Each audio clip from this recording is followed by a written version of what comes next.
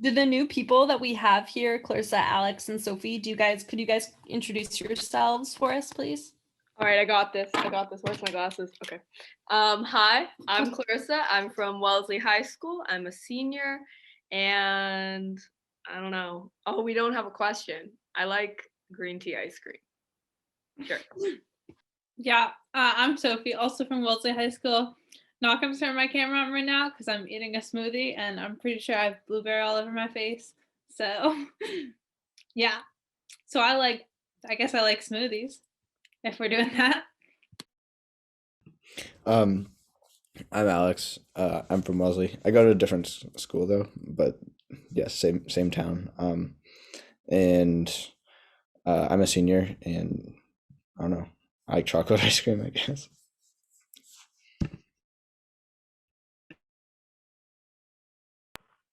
Clarissa, Sophie, Alex, any of you guys ever been before?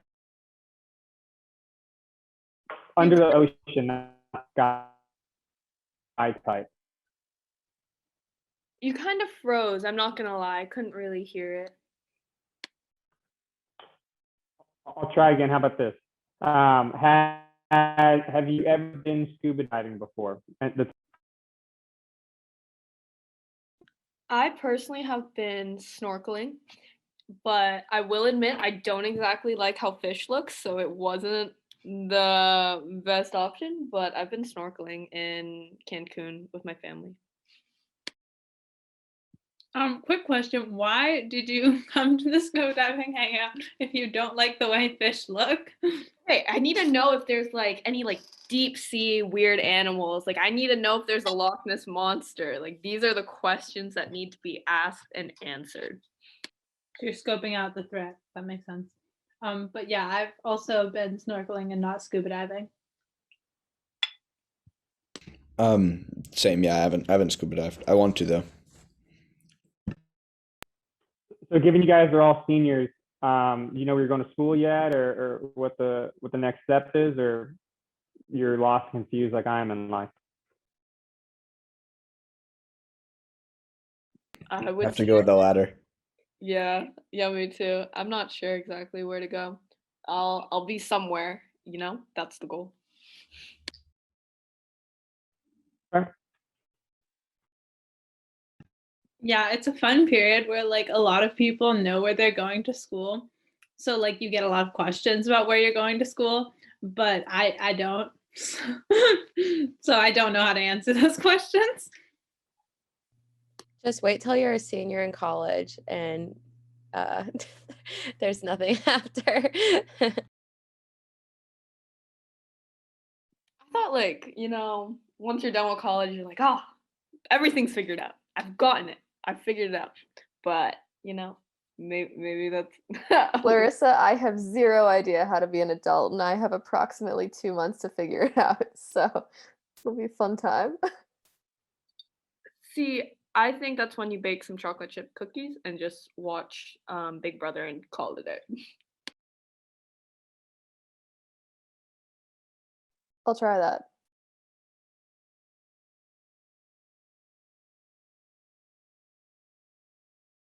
I mean, personally, I think it's a great time to just come to the realization that there's no ultimate meaning to life and you just kind of do whatever whatever makes you happy, you know? True. All right, shall we begin? Yeah, I think we've probably culminated here in terms of who's doing it. Lucky for the AEP folks, so I think I'm pretty senior to all of you in life. So hopefully, even though you are already in school, you can, you know, gain some worldly wisdom as well from it. So quick background about myself, and I have a couple slides that we'll use as a cue. My name is Max McDonnell. I've been in the Army for 9 years, and a little bit of everything as an engineer officer in the Army. Most notably, I serve as a underwater deep sea diver. My goal for today is I actually don't want to talk about diving all that much, or the Army. The Army and diving to me is a platform for further discussion, and I want to make it applicable, you know, for the three seniors, both, you know, high school and, you know, for those of you in college as well. I don't care if you want to join the Army. I'm not trying to recruit you. If you have any interest in the Army, I'm happy to talk about that offline with you. But that's really in order to kind of make this mass appealing for everybody. I'm going to talk about kind of what I've learned through my time in the Army, and then try to make it applicable, to the group here today. I have opinions that I think are forged through my experience, and everybody is a product of their experience. And so there are things, that I believe that maybe you disagree with, and that's okay. But let's have those discussions, and we'll figure it out together. So without further ado, I'm going to share my screen with you. I have in the Army, anytime you do something, you always going to start with like a propaganda video or something, right? And so I'm going to start with that to grab your attention, and then we'll go from here. All right. So how this goes.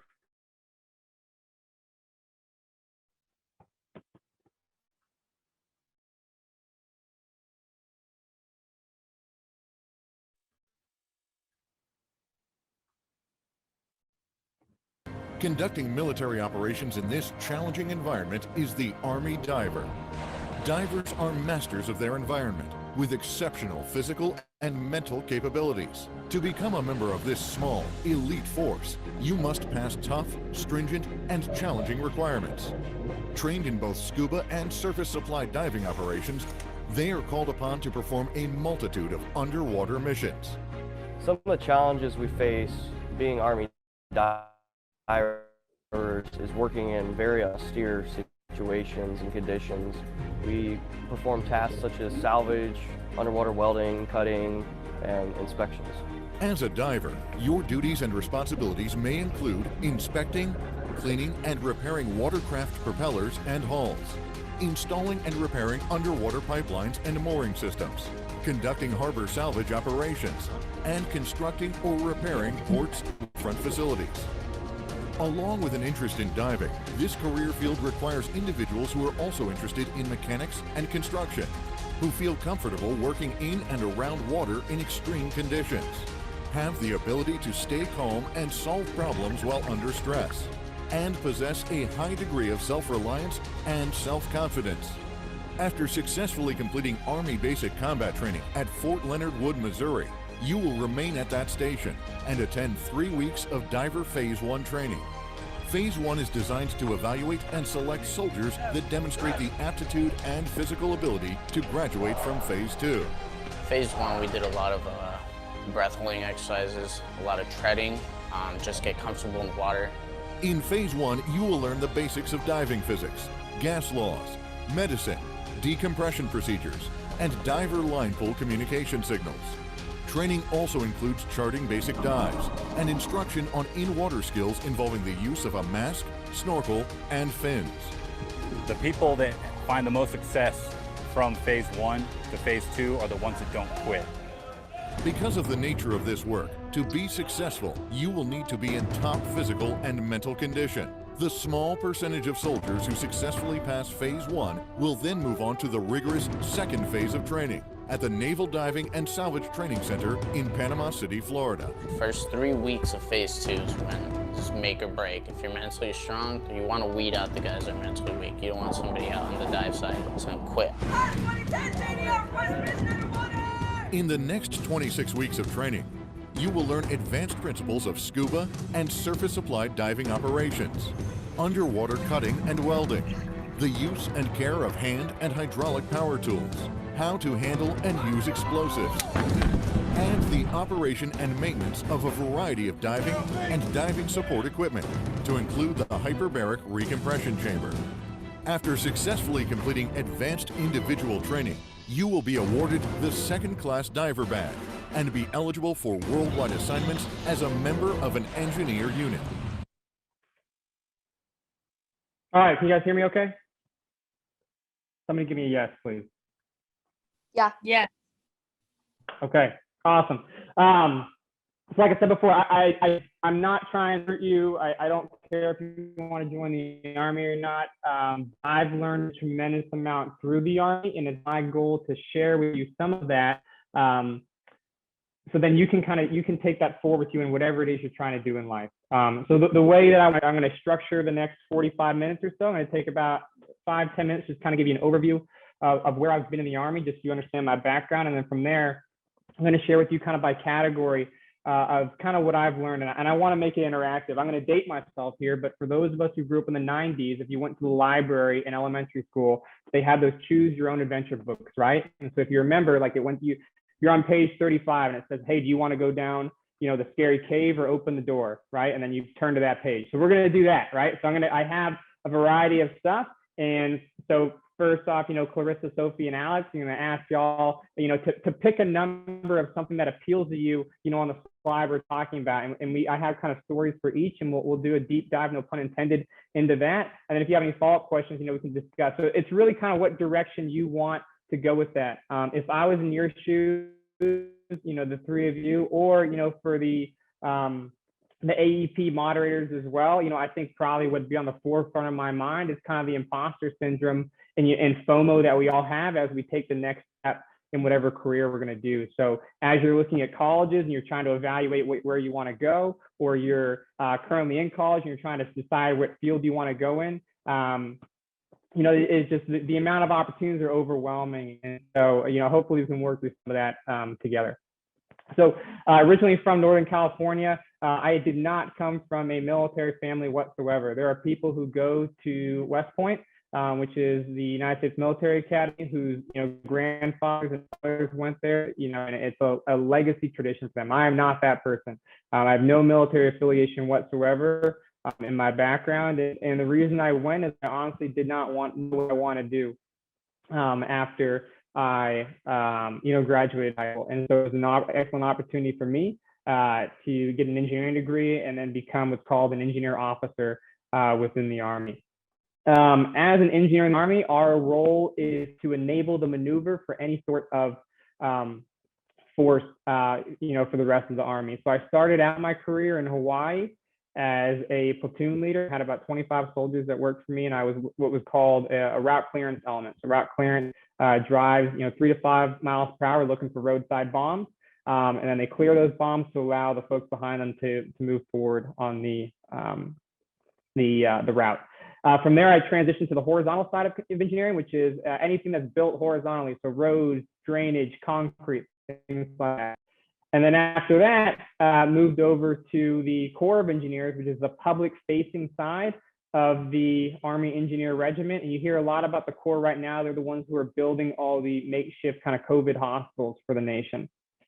And then most recently, I served as a commander of a deep sea dive detachment. I think you probably have a good idea, hopefully, of kind of what that would entail based off the video. Had the opportunity to go, the things I'm really proud of it, my military education, had the opportunity to go to Sapper School and the Joint Diving Officer course. And those will probably come, I'm not going to explain what those are now because they'll probably come up later in our discussion. So like I said before, it's going to be a choose your own adventure, right? So a lot of words, don't get distracted by the words, all right? But if I get a volunteer from either Clarissa, Sophie, or Alex, one of you want to step on the grenade here up front? Or Woomy. Max, Woomy is another one of our seniors. Oh, we have one more? Yeah. Who's the fourth one?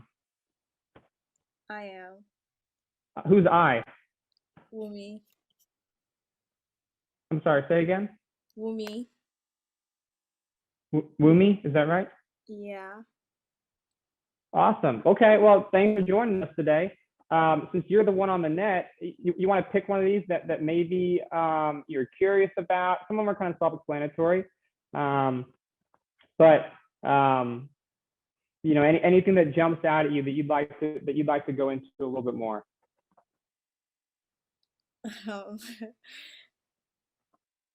I guess the fourth one, strength is derived through relentless pursuit of improvement. What have you done to improve the organization today? Do not let the uncle fighters. Yeah. So first off, thank you for being brave and showing Clarissa, Sophie, and Alex up. So thank you for that. So I'm an adamant believer that you should try to work to continue to improve yourself and your organization every day. And that is different for any organization that you're a part of. But one thing I used to have written on my board as a commander is, what have you done today? And if you can't answer that question, then you're just living day to day and you're focusing on those short targets. You're not focusing out on the big picture. And so when we talk about ankle biters, ankle biter is kind of the camping term when you think of mosquitoes and ticks that bite your ankles like you're hiking, and that distracts you from the actual things that really matter in life, right? And so I've seen so many leaders in the Army that just focus on the day to day, and they lose track of the big picture that they're trying to accomplish, right? And so I think it's probably applicable to you in high school as well. Your day to day activity might consist of, I don't know, maybe soccer practice or your homework or whatnot, right? I'm not saying that doesn't matter, but if that's all you focus on, you lose track of where you're actually trying to drive your car to and drive your life to, per se. Same for those in college. So does that resonate with you at all, Wilmy, or make sense? Yeah, it does. Okay. Any follow-up questions from anyone else, or can I get another volunteer to pick another number here?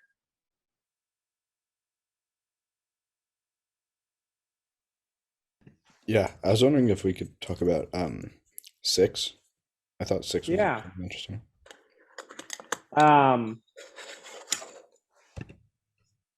Yeah. So, and I apologize because some of this might be a little leadership oriented, right? But I think regardless of your field, because you have signed up to be part of this program, to me, you're already trying to follow in the footsteps of trying to be a leader. So, fundamentally, leadership is not black and white. There are a lot of people who I think it is. There are tons and tons and tons of gray areas.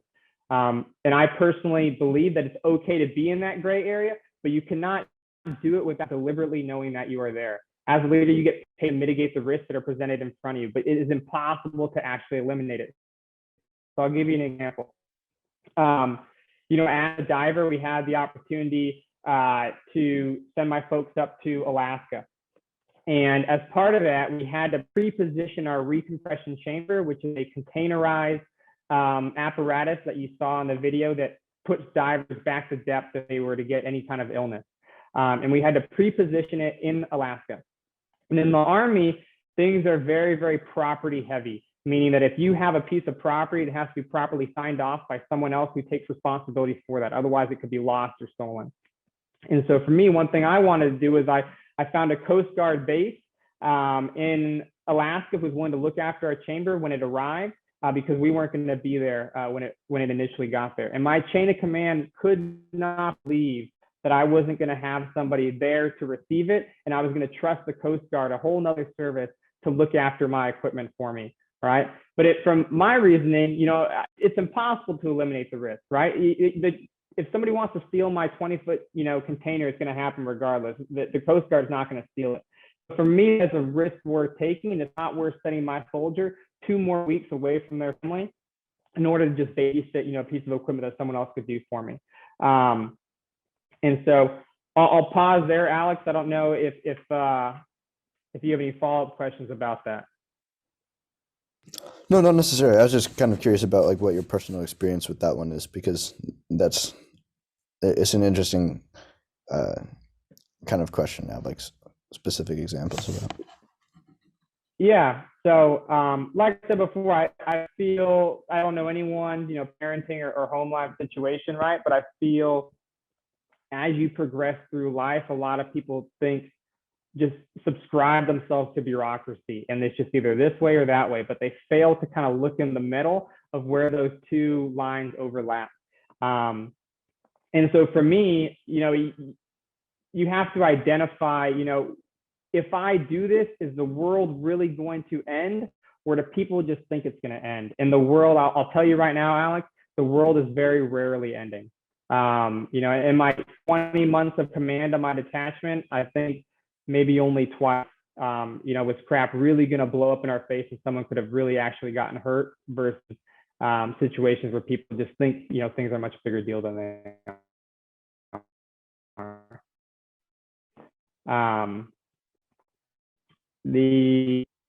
I'm going to pause there, and Wilmy, you're off the hook for now. Sophie and Clarissa, I'm coming for you.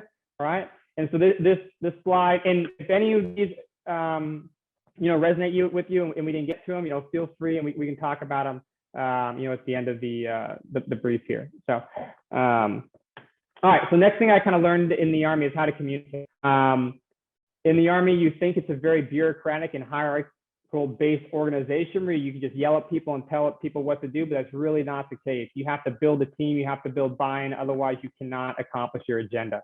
So with that as an introduction, Clarissa, can you please let me know if any of these, you're curious about, and we'll go from there.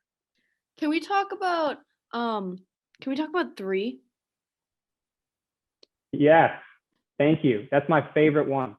I hate the word probably and should. All right. Whatever you're trying to do in life, Alex, when you go work at your consulting company in Portland and you're put on a project and someone asks you, what is the status of this? Are we good? Avoid the word probably or should. Good. We're probably okay. We'll probably have the aircraft to pick up our stuff when we're supposed to have it, or we should be there on time. You deal in facts, not in emotions. And for me, and it's not even just like be straightforward and be clear. It's, deal in the absolutes of what you actually know. And if you don't know what you're trying to do, then admit that and be like, let me put some time in this, get back to you. I'll give you the information you're looking for. But when people say probably or should, it's a cop-out. It's a way to not absorb responsibility for your own actions. It's a way to delegate repercussions, to a wider group, and not actually, be the one who owns the decision. And so I learned that, early on, as well as, if in front of a formation or a group of any kind of people, if you're a leader of a small team or even the high school club, it doesn't inspire confidence when you say, hey, we'll probably have the school dance, next Friday. Find out. Find out if you actually have your DJ schedule. I haven't been in high school for a long time, so I'm sorry that my example is probably bad. But find out and actually find out what you need to do to make things happen. So, any follow-up, Clarissa? No, that makes a lot of sense. Thank you. Okay. Can I ask if anyone Sophie, agrees with that? you're up. Say again? I'd like to hear if there are any counter arguments. Yeah, I mean. Thank you. Yeah. I mean, not just like coming out. But isn't it kind of necessary to know like the emotions of the people that you're dealing with in order to understand how they'll like react to people, like or react to things? Like I'm just thinking in terms of like in the context of like the previous slide, like if you want to trust someone to like delegate responsibility to them, you need to know how they feel about the responsibility that's being delegated. I don't know. Just wondering what you think about that. Yeah, no, absolutely. And I'll bring you down to point number 5 on there.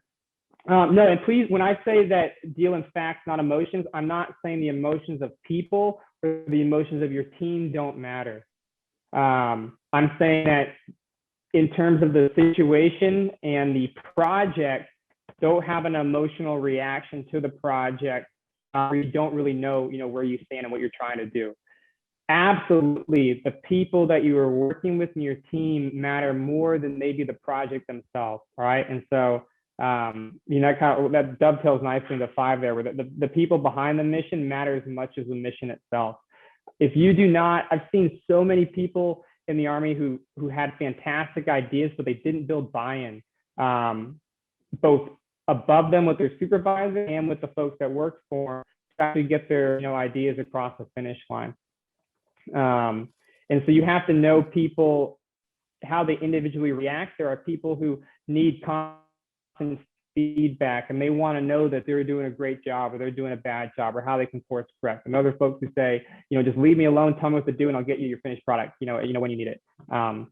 So going even further down that rabbit hole, one thing I did as a commander that I'm proud of is when I first took command from the outside, of the dive field, I didn't really know what we wanted to do as a team. I just knew we had to do something, but I didn't know what that something was. So I created a training conference, and I had all of my divers present for it by rank. We did it in kind of 3 different iterative groups, and basically said, you know, what are the things that we want to do and what are the things that we need to do? And there were a lot of ideas presented that I already had, but you know, if you don't care about who gets the credit for the idea, you know, humility can go a long way, and it's amazing what you can actually accomplish.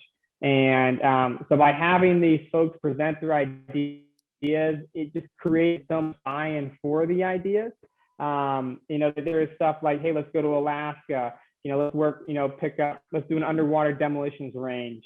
And we were able to do all that. And that was already stuff that I knew that we had to do, but by getting them to say and getting them to feel like they were involved in the process and knowing your people on that kind of emotional level, it was that much more successful. So I'll pause there because and let you rebuttal. I talked a lot there, but you know, curious if that scratches your itch in terms of clarifying what I meant by emotion. I also do want to say, like, you kind of talked about how, like, yeah, like, you know, we should deal with our facts or whatever. But there are some times where you wouldn't actually fully know what you're doing, or you just have to kind of like go with the flow, or just like improvise and like kind of like live in the moment ish. I mean, like, yeah, I'm just saying that you can't always like really know um every single thing about your situation. Yeah, no, absolutely. The joke in the Army is that no plan survives first contact, meaning that your plan is only good on the first minute of the first day in which you execute it. And from there, it all goes to crap. And so I think you're definitely on the right track of thought there, that you have to be adaptive and you have to be flexible, you know, be prepared to, you know, whatever situation, you know, comes at you.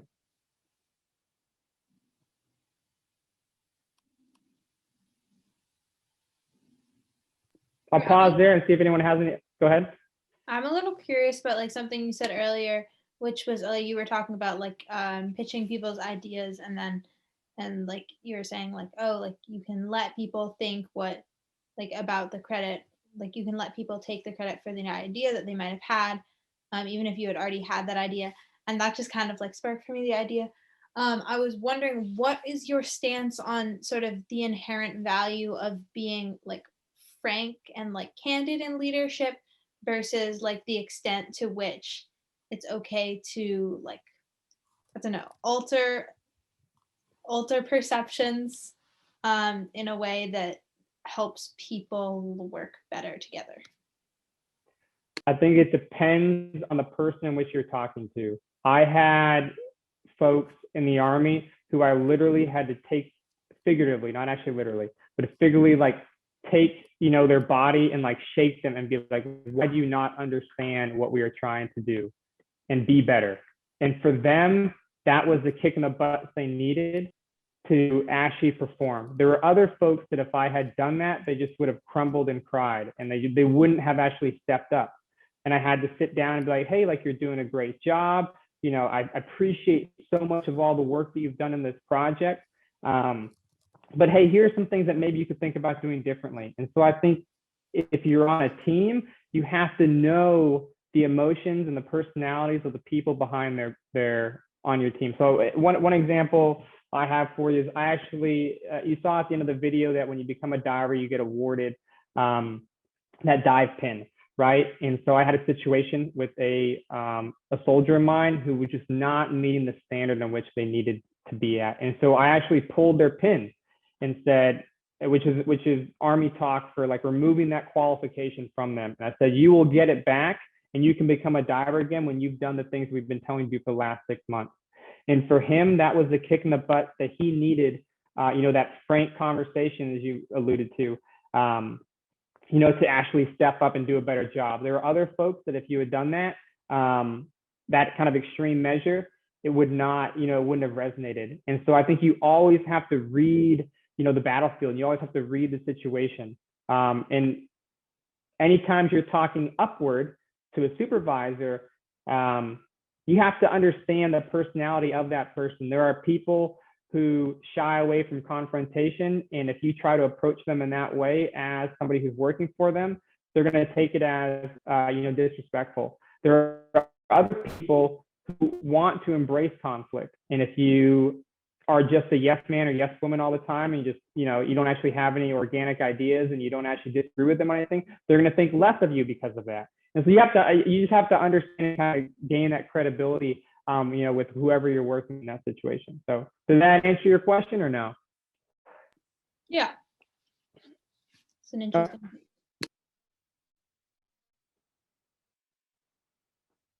All right, so I'm gonna move on to the next slide here, the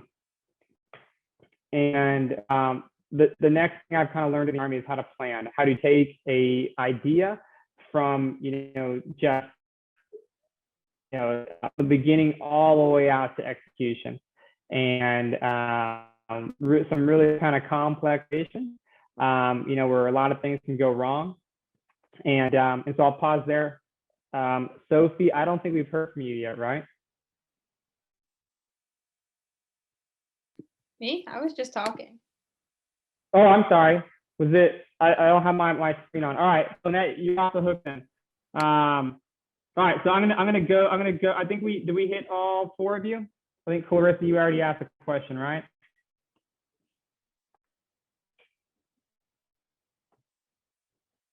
I forgot I was on mute. Yeah, I already asked the question. All right. Okay. So we're gonna go to the AEP mentor group then. All right. So Riley, you want to give us one here? We lost Riley. She's gone. Oh, she's gone. All right. You knew you were gonna. I won't take that. Yeah. All right. Well, how about you take one then? All right. Let's see. Hard to choose. I think a lot about this at work, like kind of, I guess it goes along the lines of like being prepared for anything, but also like I like number 4, an 80% solution on time is better than 100% solution late. I'm wondering like how you would kind of apply that to, I don't know, what you do or about to life too. Yeah, so I'll start with an example and then we can go into this philosophical discussion. So anytime I take my divers off base to a different installation, different country, different state, I have to get approval. I can't just go do it on my own. So I have to submit a training packet that goes up through my higher headquarters to demonstrate what we are doing, how what we are doing is training what we need to be training in order to be prepared to do our job as a diver. And then just kind of logistical and finance of how much it's going to cost and whatnot. And when I first started as a commander, I was trying to plan the entire mission before it even happened. The first job I ever did, we went out to Tulsa, Oklahoma, and not Oklahoma, I'm sorry, Kansas. So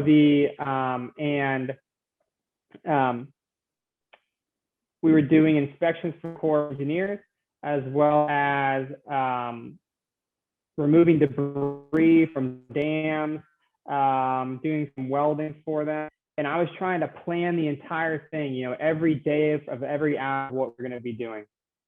And I spent so much time planning a mission, I almost missed the deadline to actually submit, the approval packet. And so what I learned through that is just get enough to give the decision point to your supervisor. So give them of what they need in their mission. No one cares about what you're doing day to day. They want to know the big picture. What risks are they accepting by letting you go out there? And what risk are they potentially going to have to brief upwards to their boss? And so I was able to go down from, it took me like 3 or 4 weeks, initially to plan a mission. So I could literally do it in probably a day or 2. Whether I sent folks to Tulsa, Memphis, Alaska, Antarctica, Palau, Washington, Texas, I'm telling you, the packets to do that all kind of look the same. All I do is kind of change the picture, but diving is diving, and so when you are planning, I just need to give them the information of what they need, to understand that, the who, what, where, why, when, and how. And then from there, the rest of it will fall into place. Last slide, we spoke a little bit about, being adaptive and flexible. And even if you plan your whole 100% solution, it's not going to survive, right? So it's best get to 80%, do it on time. Don't even worry about the 100%. I actually came up with the line, people expand to the time they have. And then later, like 3 years later, I found out that some smart guy called Parkinson's had the same idea. But when you give people deadlines to do things, they will literally, for those of, you all still in school, how often do you wait till the night before, to write your essay or study for your test or whatnot? And I know I did, when I was at the academy as well as in high school. So, keep that in mind. People often don't need as much time as they say they do because they're going to wait till last minute anyway. So I'll pause there.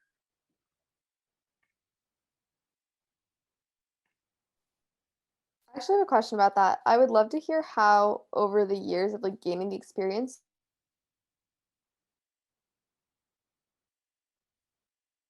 You broke up there, Clarissa. Say again. I don't think that's my mic. I don't think That's Alex. I think she's frozen. Oh, I'm having sorry. Lots of connectivity issues. I don't know what's going on. I know. It's very rainy where I am.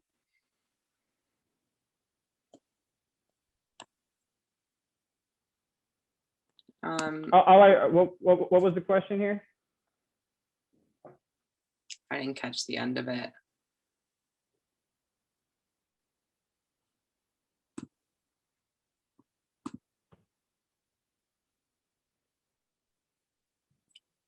Oh, we lost her, I think.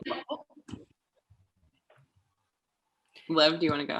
Max, I'd love to hear about, yeah, I was just going to say, I'd love to hear about a time, we're talking a lot about being confident and kind of striving forward, even if you've got 80% of what could be 100%. Could you tell us about a time where you really doubted something or doubted yourself or a plan that you had put into place? Yeah. Army engineer divers do everything that a normal engineer would do above water, but we do it all below water. So just like a normal Army engineer would blow up stuff using demolitions, we do the same stuff as you saw hopefully in the video underwater. And so one of the annual events that we have to do is train on underwater demolitions. And so as you can imagine, it is incredibly difficult to get the permitting approved to do stuff like that. You cannot just go in the Pacific or Atlantic Ocean and throw some dynamite or C4 in and do your range that you need to do, right? NOAA and the EPA and stuff will hem you up pretty bad for that, as they should. I'm actually a big environmentalist, so I'm actually not a big fan of underwater demo. But so with that said, the Army has a training facility about 5 hours north of Virginia in Maryland that we can do underwater demo on. And so I had been working for months to get this entire range set up. We were probably a month out. It's on a lake. It's on a freshwater lake that the Army maintains solely for training. There's nothing alive in that lake other than probably algae. And so, we're chugging along on our planning. We went and did our reconnaissance. We met with all the folks up there. And then out of nowhere, probably 3 weeks out, the Navy SEALs come up and steal our land. Because they are a higher priority unit than us lowly Army divers. They were able to use, their special SEAL trump card, and they took our resource away from us. So then I had a choice. I said, okay, I can cancel the range that I've already blocked off time for, or I can try to make something happen. And I'm proud to say we were able to execute the range, and we completely did a 180. And instead of going up to Maryland, we went off the coast of Virginia Beach, was able to get a boat from the Army. The Army actually has more boats than the Navy, ironically enough. And so we were able to get a boat from the Army, and we were able to work with the Navy to use their land off Virginia Beach in order to run the range. And going back in kind of communication and leadership a little bit, trying to push my agenda onto them and showing them of how it could be beneficial for their own organization, because no one wants somebody who just says, hey, give me a handout. So in terms of the Army boat people, they have requirements that they need to fulfill every quarter in order to train on their watercraft. And they don't have the opportunity to do that very often. So by me giving them my own training event, they were able to do a lot of their stuff that they need to do in terms of licensing people on their boats. And we're talking boats, big, several hundred feet, craft. These are not small, sailboats and whatnot. And then in terms of the Navy, engineer divers, similar to me and the Army divers, had not trained an underwater demo for a while. And so I was able to bring them onto our range, and they sponsored us on the Navy land because the big Navy would not work with me initially.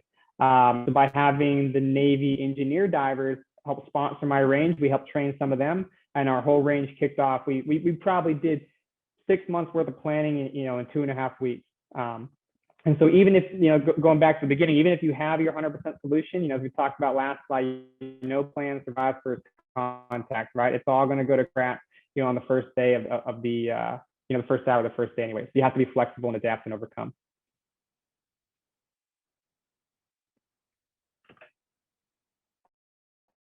I'm gonna do an alibi here, and I'm gonna talk about bullet number 3 myself, because that's something that is near and dear to me. And even though it's a little hokey, I'm sure everyone's bitten by a mosquito, but no one's been bitten by an elephant, right? And it's the little things in life that are gonna bite you in the ass. And the story I'd like to share with you is I had the opportunity as a young officer to go to what's called Ranger School. And Ranger School is marketed by the Army as a small unit tactics school. It's 60 days long, but you are starved, you're sleep deprived, and you carry about 100-pound packs over the course of those 2 months, while you're sleeping anywhere from 0 to 2 hours a day. And so it's a great weight loss training program as well. I'm not a big guy to begin with, but came out about 15 pounds lighter at the end of that. And so in each phase of the school, there's 3 phases. There's one in Georgia. There's 2 in Georgia. There's kind of a flat phase, and there's a mountain phase, and there's a swamp phase down in Florida. And you have to pass a graded leadership evaluation in each phase in order to move on to the next phase. And I proudly, and if you don't pass, then you have to redo that phase, which is terrible. And so I proudly, the school should have taken 60 days. It took me 118 days to get through.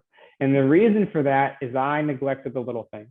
As we went out on patrol, we have to line up all of our guys. If you're the leader who was assigned that day and you want to inspect them, you want to make sure they have all their ammunition. They want to make sure they have their camouflage on.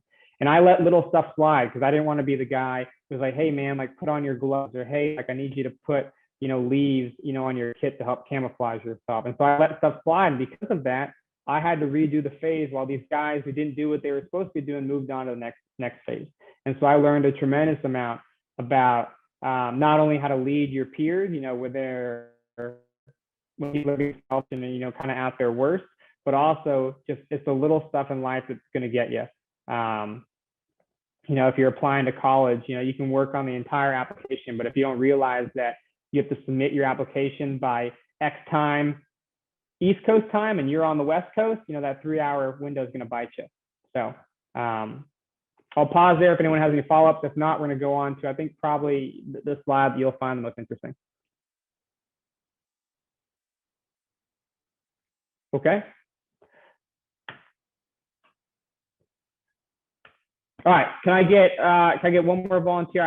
I don't have the screen in front of me here, so I don't know. I'm trying to remember y'all's names by voice, so I've lost track. If I get a volunteer here, pick one of these if that jumps out at you. Can you talk about number 4 more? Yeah. Are you asking that because people tell you all your passion, do what you love? Yes. Or also that you're just like, okay. There's so many directions that one can go. And I think you can learn something from your experience is something that I've come to see more. Yeah. So like I said, I have some opinions that are maybe, I don't want to say unpopular, but unconventional, right? And so are a lot of people, including who've told me, like, hey, follow your passion, and if you do what you love, you'll never work a day in your life, right? And that is great, but incredibly naive, and I think because of that, bad advice. At the point that even I'm at, and I'm going to project that all of y'all are at as well, you don't even know what your passions are yet. Sure, you might, when I was in high school, I loved to play soccer and I liked cross country, right? But I was never going to be a professional soccer player, right? If I followed my passion from elementary school, I'd probably have like a baseball card shop right now, because that was a big thing growing up in the 90s. Everyone would trade baseball cards at recess. And which is like not what I want to be doing. But people say follow your passion and do what you love. But the problem is that you don't even know what you love and what you want to do, right? Because passions develop on the fringes of work that you haven't even explored yet. So I know, I'm not sure what everyone's doing post-college or going into college, right? But I know Alex said she was going into consulting. I think it was medical, mainly medical consulting. There are so many facets and avenues that could dovetail into and explore opportunities that she hasn't even realized yet. I have a cousin of mine who was a consultant for years, and now she works in a pulp and paper company, and she just loves pulp and paper. I don't know what it is, but she just likes the idea of manufacturing paper and everything that goes into packaging and whatnot. But she had no idea she wanted to do that until she was able to work on a project through her consulting business. She did a consulting job with Kimberly-Clark, which is a big toilet paper manufacturer, and she didn't even know that was something that really appealed to her. And so what I will tell you is, instead of following your passions, just embrace saying yes. When you're given an opportunity, say yes to it, if you can, and see what becomes of it and see what you like about it. But put decisions on a pedestal. As you're in college or you're looking at going to college, it seems like, the degree that I pick, the passion that I'm following in college is going to dictate the rest of my life. And I'm telling you that is just plainly not true, because you don't know where things are going to lead. And if you think that you're going to open up door A, that's going to go to door B, that's going to go to door C, that's incredibly arrogant, because it will, I guarantee you, not go that way. Every opportunity that I've had that's been closed on me has led to a different opportunity that I was even more excited about, that I didn't even know I could do. So I'll pause there if you have any follow-up.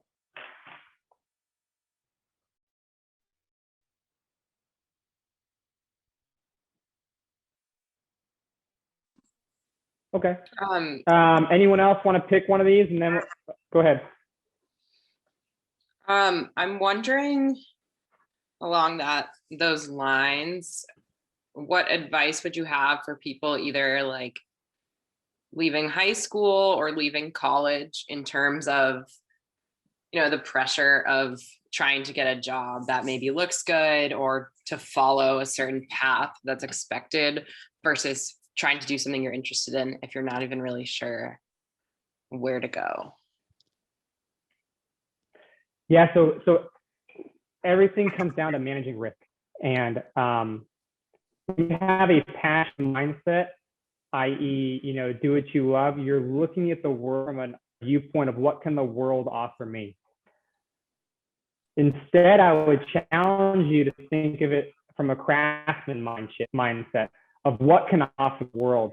What skill can I develop that is so good that whatever organization cannot ignore me, right? And you can do that in any field, right? If you want to be an English major, you can be such a great publicist or what have you that, Random House cannot ignore you, and you'll be so marketable there. But when you try to put yourself in a cookie cutter box of, I'm going to do the things that look good, you're not being true, to the actual process.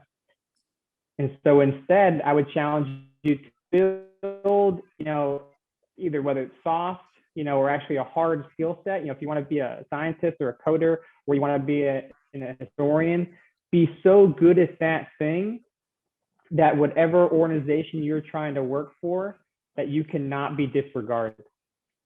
Does that make sense, Lydia? Yeah, definitely. Would anybody disagree?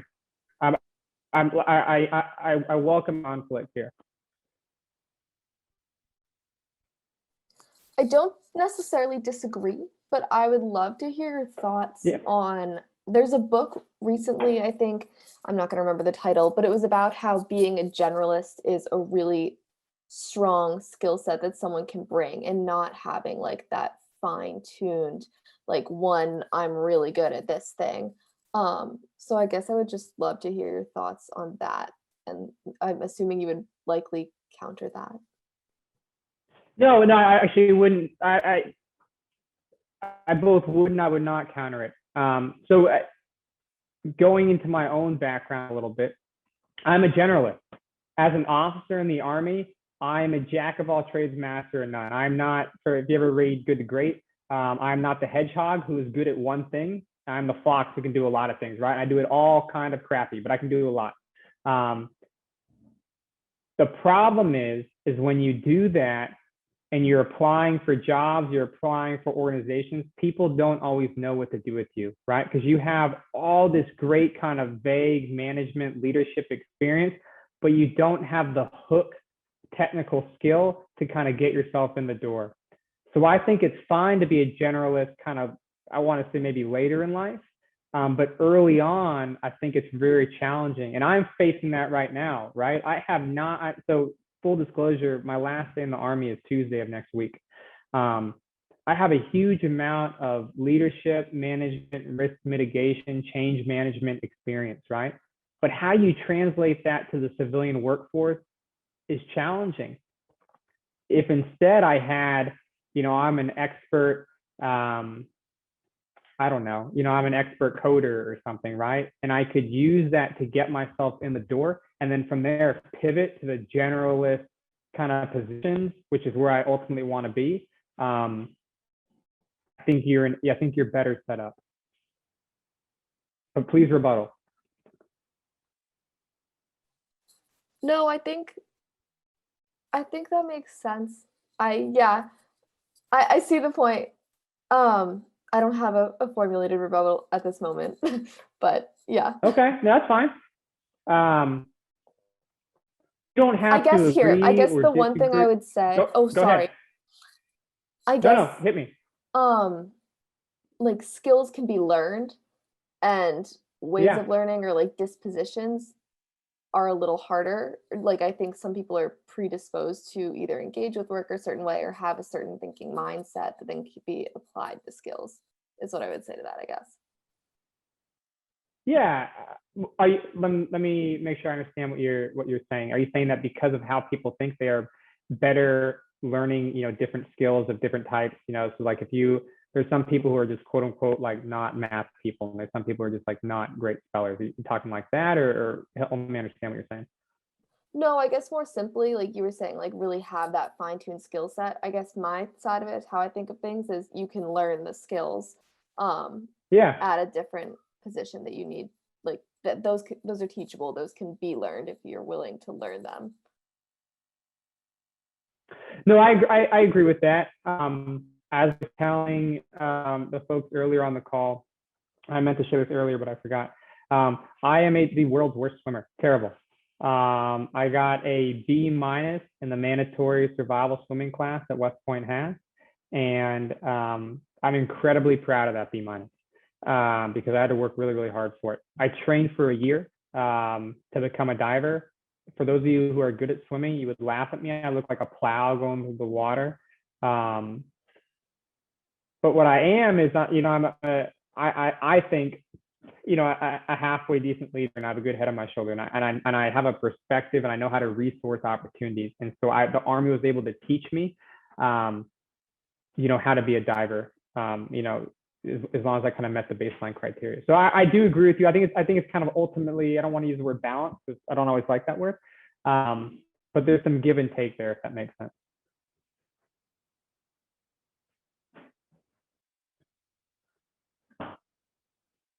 Okay, any other ones? I'll open it up here to anybody if any of these other ones jump out at you. If not, could you talk about number 6? I really like that one because, I think that one's important.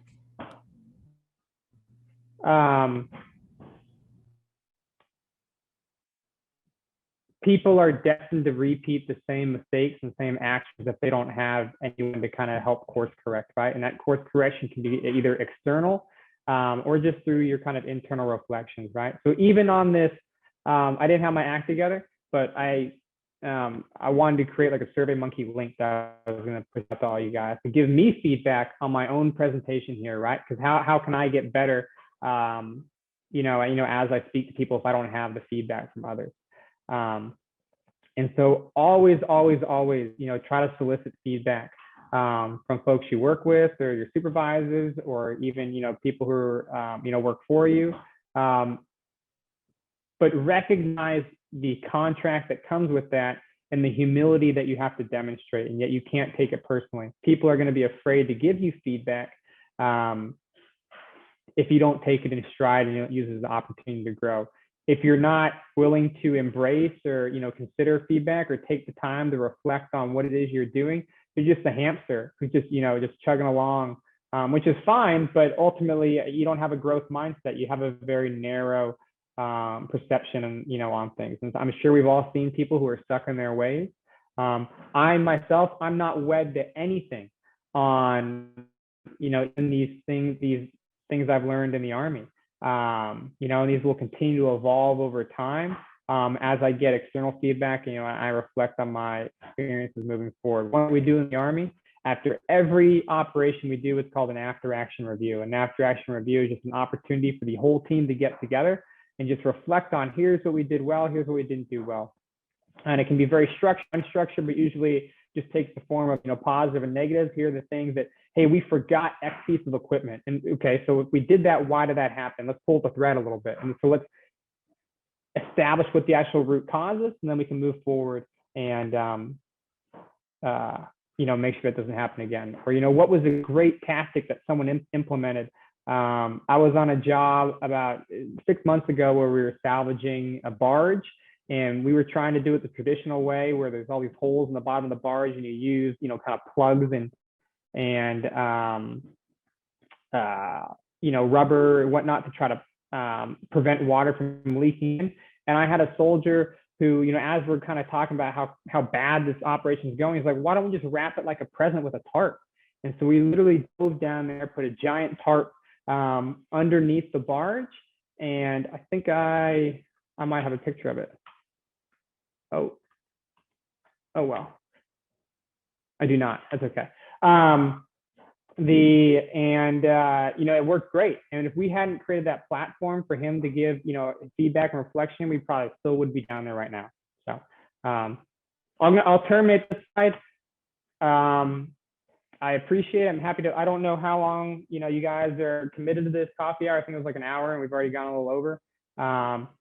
So I will pause there and back over to the AEP crew, you know, to see if you want to open up for general questions or see where you want to take it from here. But I appreciate the opportunity to talk to you guys today. I give you tremendous credit both on the staff of the organization as well as the seniors who called in today, because the fact that you're willing to negotiate, you know, with each other and try to embrace different cultures and challenge your own assumptions of the world, I think means you're, you know, well postured for success. So, you know, I thank you for that, and I thank you for the opportunity. So I'm going to stop sharing my screen.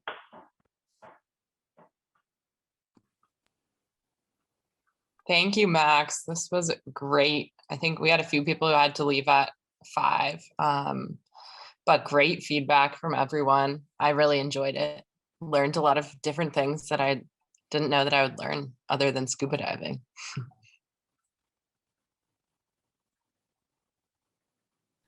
Does anyone have any questions for Max? I feel like we hit a ton about leadership and about some of his experience. Is there anything that you guys are left wondering?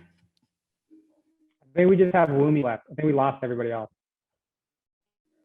I guess I have one question about the Army itself. Like, is that any place you can work in the Army that doesn't really require you having to, like, you know, do all this intense training about, you know, fighting, like being like a soldier, stuff like that? You're asking if it requires a lot of intense training, or help me understand, you broke up a little bit.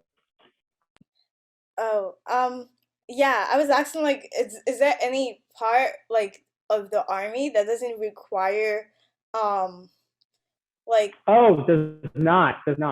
yeah. Are you? Never mind. Yeah, I mean, the army is the largest bureaucracy in the world, right? So we have a tremendous amount of jobs available to everybody. There are people who all they do is they push paper around, and then we have folks like myself who do more engineering stuff. We have folks who literally all they do is walk around the woods, and then we have other folks who they type on computers and they do data analytics and all sorts of stuff. So we even have like a space contingent, and all they do is analyze the weather, and they're not out there doing intense training. So there's something for everybody.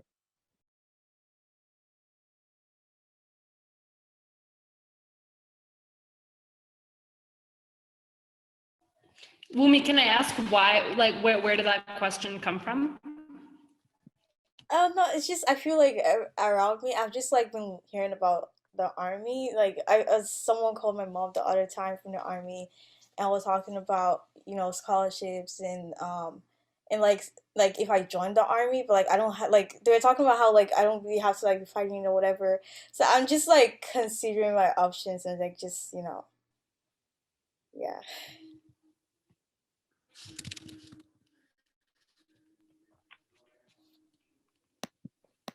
Yeah, I mean, there's something for everybody. That we have dentists, we have X-ray technicians, we have there's something for everybody if that's something you're interested in.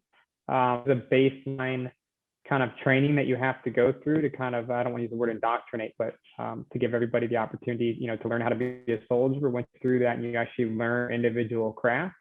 But yeah, there's something for everybody, and they have different degrees in the hierarchy of kind of intensity, and there's everything from the 0 end of the scale all the way to 10, and so there's a niche for everybody. I probably didn't sell it very well yet, but I have a more organizational question with the army itself. Does the bureaucracy of it ever make it feel less collaborative, even though like so much of what you do is like you and your team? I guess those things really come to tension in my head generally, so I would love to know what you think. The bureaucracy is frustrating, but for me, I relish and I really enjoy finding ways to circumvent the bureaucracy. How can I push my agenda on my higher headquarters without them knowing that I'm doing that, right? My wife's laughing at me in the other room right now. I think that's awesome, right? Like it's like a game, right? Like, so you don't realize this, but after this conversation, you know more about Army diving than 99.9% of the Army, and you guys don't know too much about it, right?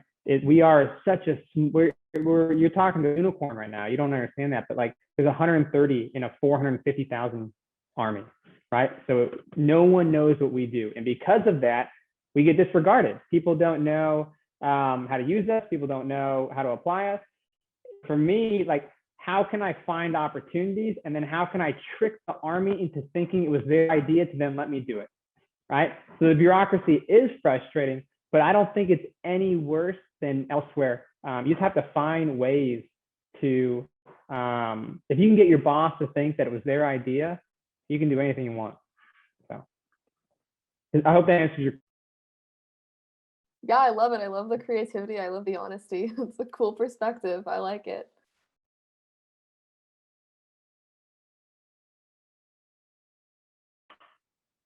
We lost all of us. Okay, though. I appreciate you ladies sticking around. Thanks so much for this. I do have to run to get something at 5:30, but this was really interesting. That's fine. I think we're probably good, Leah. If anyone has any follow-up questions, I'm happy to help out. I thank you for what you're doing or trying to do. And I wish you the best of luck, with this endeavor moving forward. So. Thank you. We appreciate it. Thanks so much, Max. Thank you. Bye.